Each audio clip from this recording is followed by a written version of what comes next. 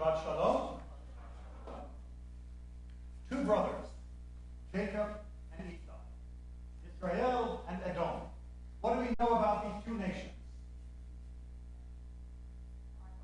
They're rivals. All right, we see that throughout this entire Torah portion, and in fact, for many readers, including our own Haftarah, it tends to dominate, superseding the story of Yitzhak himself.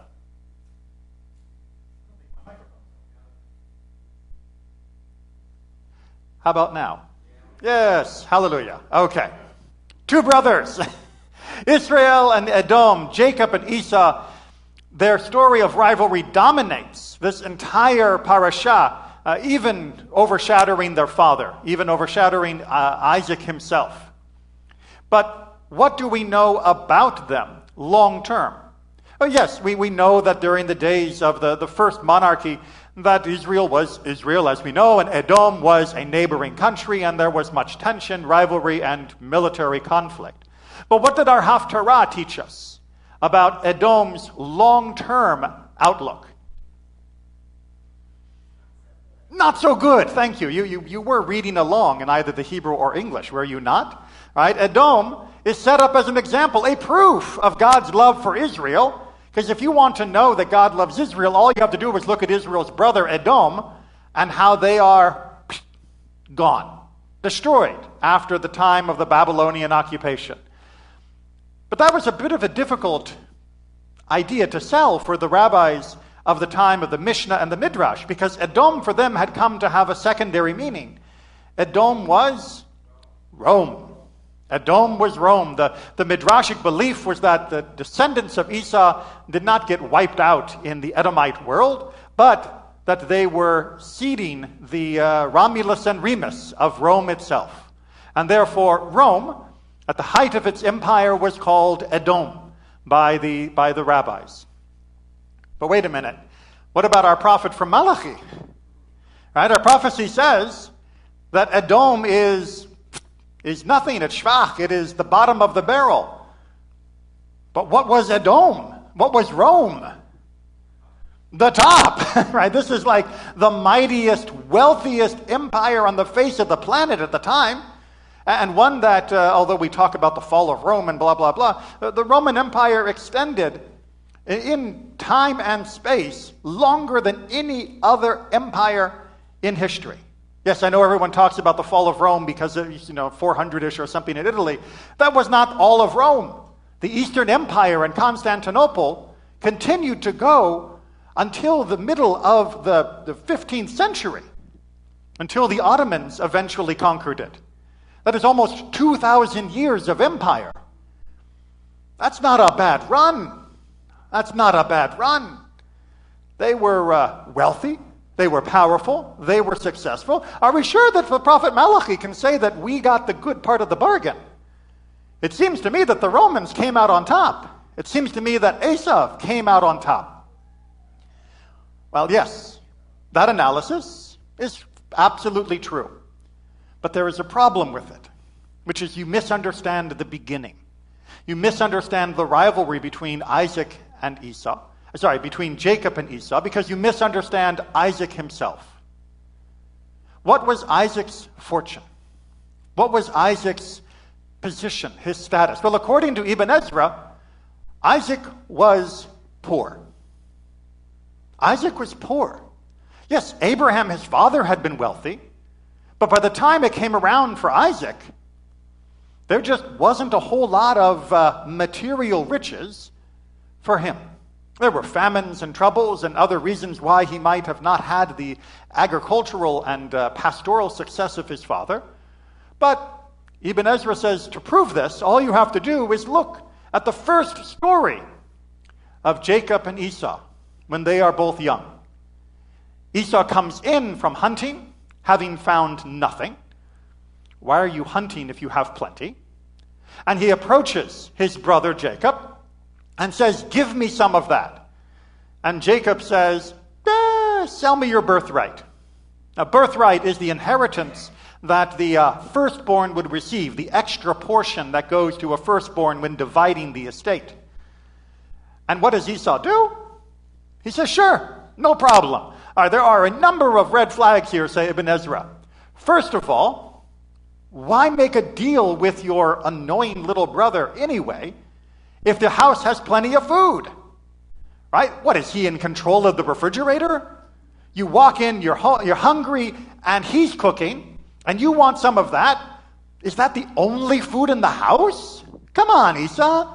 Just go to the pantry, get something else, and you'll be fine. But Ibn Ezra says, like old Mother Hubbard, the cupboard was bare. This was all that was there. So if Esau was going to eat, he was going to eat that. And the only way he could get it would be to sell his birthright. But if you are in a poor household, if you're in a household with almost nothing, what big difference does it make if you sell your birthright? Right? So I'll get double what you get when it comes time for the inheritance, but double and nothing is still nothing. So better to get some food today than to actually get an inheritance which won't amount to, well, beans.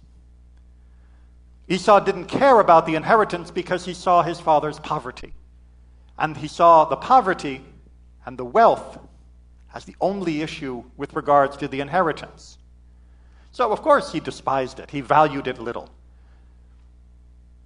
But I hear you asking, but Rabbi, if Isaac was truly poor, then why were they arguing in our Torah portion about who would get the blessing at the end of Isaac's life? Why are they squabbling over pennies if Isaac is truly poor? And I will say to you, you have clearly never been with families during the settlement of an estate. Because people will squabble over pennies, and they will fight bitterly, tooth and nail, for just an additional symbol of what they receive that their siblings don't receive in the settlement of an estate, in ways that defy logic and defy the estimation of the value over which they are actually fighting. But then I hear there's some others who are saying, wait a minute, but this does not sound right. Are you telling me that HaKadosh Baruch Hu, the Holy One, blessed be He, who blessed Abraham with all of that wealth, now turns to his son Isaac, saintly Isaac, who allowed himself to be bound on an altar for God, who allowed himself to be married to someone of someone else's choosing, who allowed himself to stay in the land of Israel despite famine, who was so strong with his faith with God, that God would let him be poor? To which Ibn Ezra has an answer. And God would let him be blind? Apparently, yes. Apparently, wealth, just like sightedness, is not a guarantee. And the lack of wealth and the lack of sightedness does not mean that God doesn't care about that person. We don't have an actual bank book from the days of Isaac. We don't have his tax returns. So we don't know exactly how much he was worth and how much he had at any point in his life. But I would like to thank Ibn Ezra, and I'd like to make sure that you at least consider this very strongly, for bringing the idea that Isaac was a poor man. Because it is a blessing to know that one of our patriarchs was poor. Because it allows us to look at poverty very differently.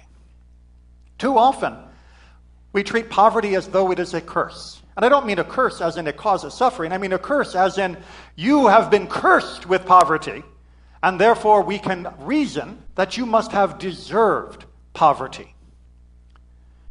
Making Isaac poor is one of the kindest acts our commentators have ever done, because it reminds us that anybody who would paint those who are poor with the brush of being worthless will risk getting that same paint on Isaac as well.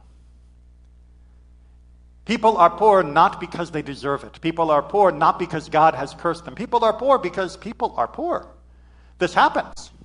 It happens that sometimes some people have more, and some people have less, and some people have so much less that they have difficulty even having enough.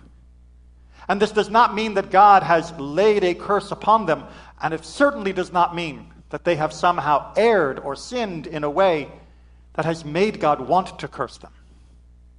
Throughout our history, we have tales of those who are pious and righteous from every tax bracket imaginable. from those who are in the ancient world of the 1% and those who are from the bottom 99%. For those who hire themselves out for a few denarii a day, a few zuzim, a few coins, just to work each day and survive, to those who control massive empires of merchant fleets coming and going. And none of their economic fortune tells us a thing about their righteousness. Because we also find that there are plenty of those who are in the top 1% who are not righteous and who are terrible, terrible people. And we have other stories of those who are in the bottom 99% who are not righteous and are terrible, terrible people. It turns out that your bank book doesn't tell me anything about the content of your character. It turns out that it is not a reflection at all of who you are as a person.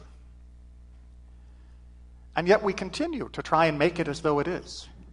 We continue to try and reverse engineer some morality, some calculus of justice to explain why some are poor and why some are not.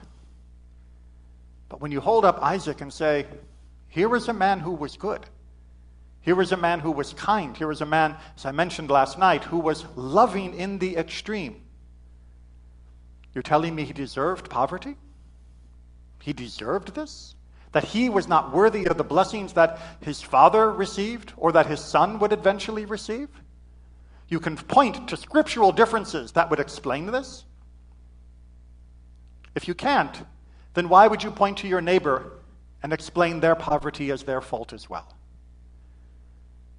Are you telling me that the blessings God gave to Jacob, to the one who stole the blessing, are you telling me that blessing is solely material? Or is even primarily material?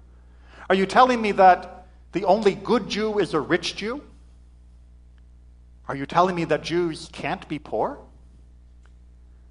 We have been poor more often than we have been wealthy for most of our history.